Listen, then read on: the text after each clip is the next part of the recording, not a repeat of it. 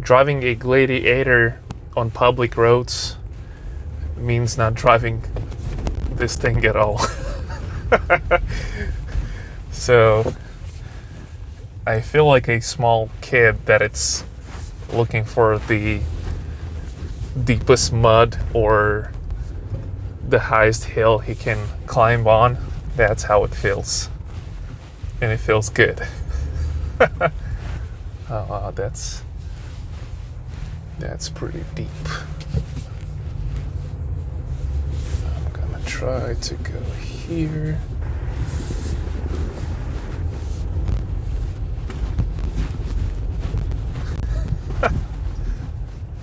All right.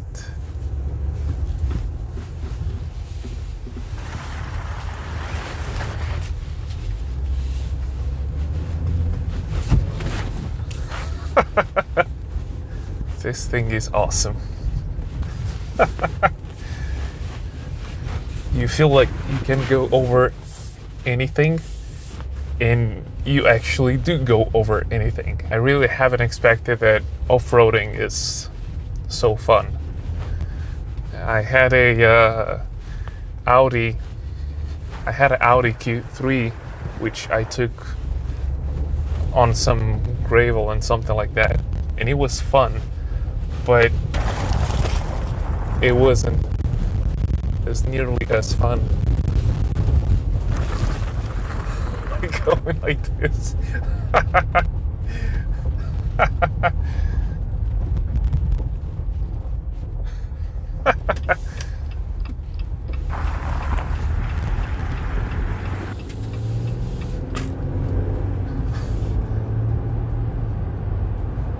Yeah.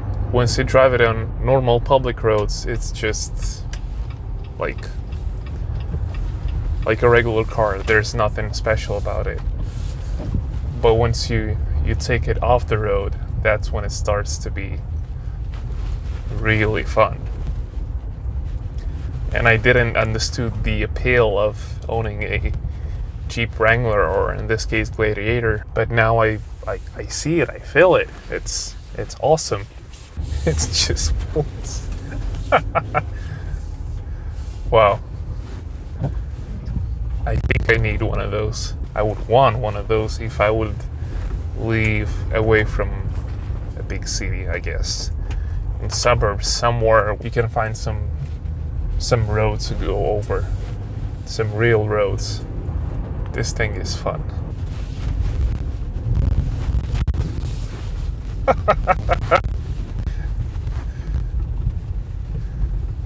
You just can't get tired of it.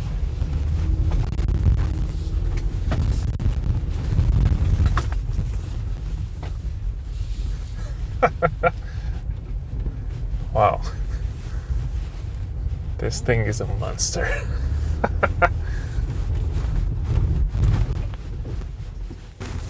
Okay. Let's try to climb here.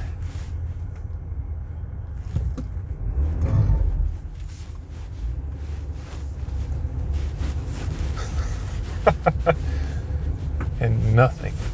As you can probably guess, I had a wonderful time with the Jeep Gladiator. Well, in fact, this is the first time I'm having any kind of time with the Wrangler family, which is admired by so many people. And I must say that I not only fell in love with the way it looks, but also with the way it rides. I remember being a kid and watching the Jurassic Park with Sam Neill, and I distinctly remember that red gray Jeep with the Jurassic Park logo on the door, and the T-Rex chase scene with a little Jeep pushing hard all of its 190 horses to run away. This was the first time I remember to have seen one, still not in real life though. And I thought to myself, This little square thing looks awesome, and I'm glad that over the years its timeless design and approach hasn't changed. It's still boxy and can be taken apart in 2 seconds. There's a sensation of adventure every time you get behind the wheel, because you know that all it takes is to turn to a back road with no asphalt or no conventional road surface at all. This is where it becomes a beast. It suddenly becomes sharp and accurate, and although modern cars tend to eliminate any sense of speed, here 45 miles on a broken pavement or no pavement feels like fast. And it doesn't take V8s or turbochargers to make your adrenaline level jump. It just takes an open field or an old forest road to get your smile shining all over your face. And I'm sure that many viewers will say that I haven't been even close to a true off-road area,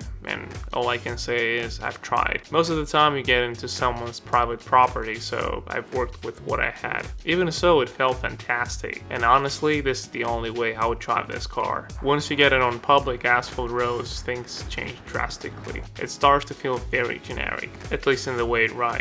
It's soft and has a good amount of body roll. With that said, it doesn't feel completely off the place. I haven't driven any small pickup trucks, but I do like the overall dimensions of the Gladiator. Except for ride height, everything else feels pretty compact. I still fit in a parking space. I can see where my hood ends, and I have a truck bed. Isn't that awesome? Last thing to add here is that due to its square design at 60 miles per hour, you start to notice its difficulty of traveling through the air. The wind noise increases significantly and it feels like it takes more effort to drive faster. The interior looks awesome. It's not generic by any means, and at least in the overland trim I had, everything felt well put together. The leather seats were comfortable too. I won't stop on the infotainment system as it is the same unit used in any other FCA products. What catches your eye is the overall off-road design of the menus. Instead of performance pages you would see in a Dodge Challenger, you get off-road pages with pitch and roll displays, along with the traditional temperature gauges. How cool is that?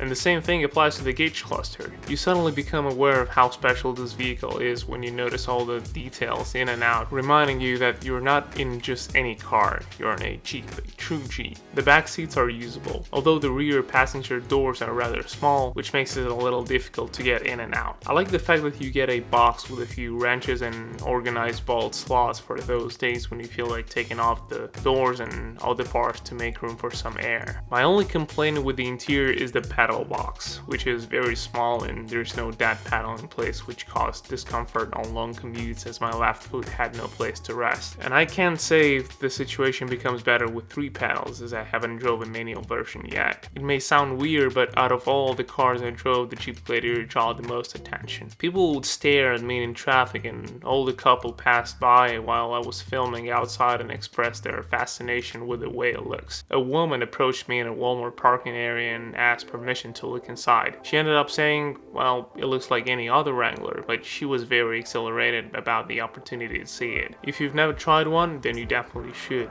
As a fan of predominantly road cars, I found myself giggling constantly every time I would turn on a country road along a river with no asphalt. The pleasure of not worrying about the underside panels, the car clearance, the rocks flying off and damaging your paint is immense. You suddenly realize that unless there are some obvious obstacles in front of you, the Jeep will go over anything. The only thing you will do when you get home is rinsing off the mud because there will be lots of it. The pleasure of owning a Jeep Gladiator doesn't come cheap. The optioned overland trim with LED lighting and navigation package will cost you over $40,000. And although there are many other options out there that are more affordable, I doubt you will get a better sense of community and, I don't know, specialty driving a Chevy Colorado compared to owning a Jeep Wrangler or Gladiator. As far as reliability concerns, I don't know much about it, as I never owned a Wrangler. The internet is full of mixed thoughts on this subject, so you will have to do your own research. All I can say is that the 3.6 liter Pentastar engine paired to the famous 8-speed ZF transmission is a solid combination, and I had the chance to experience that in other FCA products. If I ever get a chance to buy a Wrangler or a Gladiator, I would stick to the current GL generation and would probably stay away from the 4-cylinder turbo, as I don't think it's suitable for this type of vehicle. And that will be all for today. Give this video an off-road like and subscribe to the channel. I'll see you next time.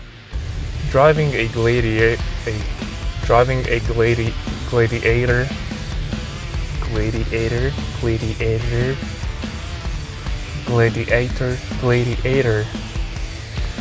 Driving a Gladiator on public roads